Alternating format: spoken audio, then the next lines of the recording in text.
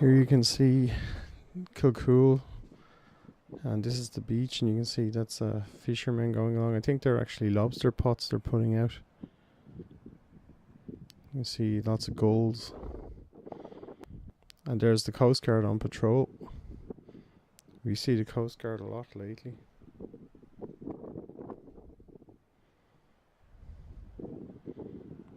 They always tend to be fairly far out, keeping an eye on everything.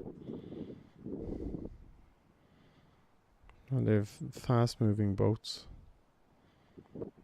And here you can see the little trawler coming back into it again, followed by all the gulls. It's really beautiful to see though, and on a nice sunny day. Although the water was a little bit choppy.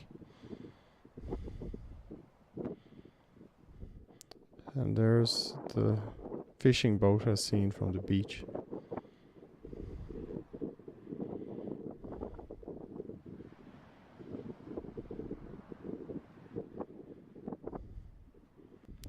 And that's looking north, and you can see Bray Head, and you can see Little Sugarloaf on the landward side. It was a really lovely sunny day.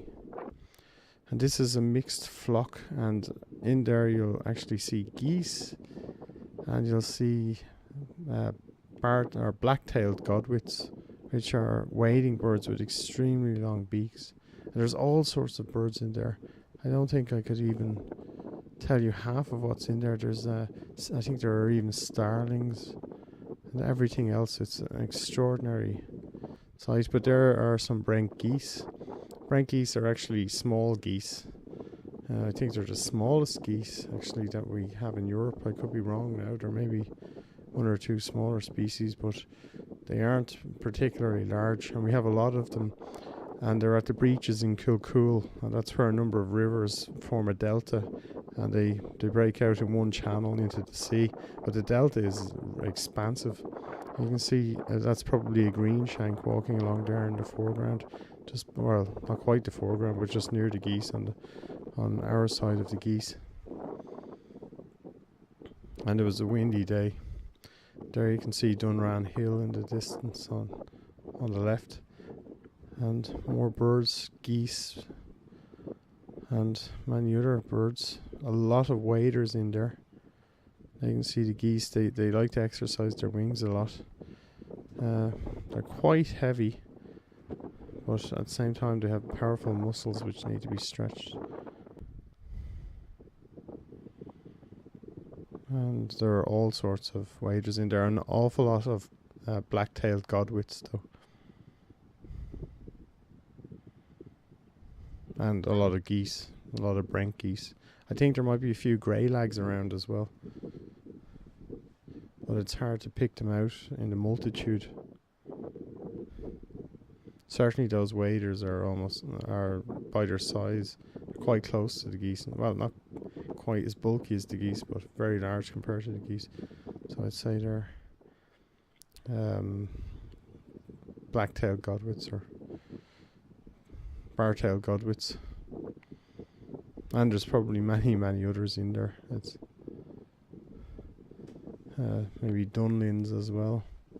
It's very hard to tell, but there's a lot of geese. It's hard to know what they're feeding on as well. And there are widgeon, lots of widgeon, and a few other ducks in there as well. And it was a very sunny day, but extremely cold. There you can see Jouse, which is D-J-O-U-C-E. Strange name for a mountain, and nobody's sure exactly where it comes from. And those are houses in Kilcoole. Now here are the geese flying, and every now and again the geese get up and fly in a kind of formation. When they migrate, they fly in very secure formations, very set. But they often just get up and fly about for a while, almost like a practice before they fly off. But I'd say we'll have them till April.